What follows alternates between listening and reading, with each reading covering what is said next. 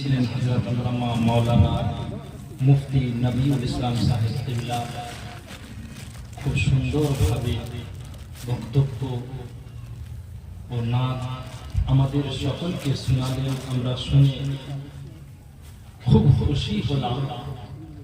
ইচ্ছা তো করছিল যে আরো শুনি, কিন্তু সময় কম থাকার কারণে হযরতকে মাইক ছাড়তে হলো।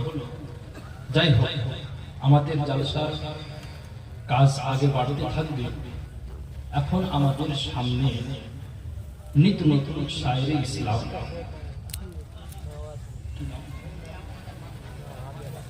মোহাম্মদ আরমান রাজা আশরাফি আমাদেরকে খুব সুন্দরভাবে নাতে পাক শোনাবেন। তার ইস্তেকবাল করি আমরা উচ্চ স্বরে। নারে তাকবীর, জোরে नारे रिसालत,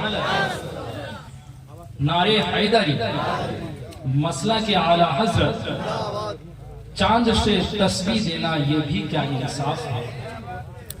चांद से तस्बीह देना ये भी क्या इंसाफ है। चांद में तो दाग है लेकिन मेरे नबी का चेहरा साफ है। बोलो सुभान अल्लाह। आइए जनाब अरमान रजा।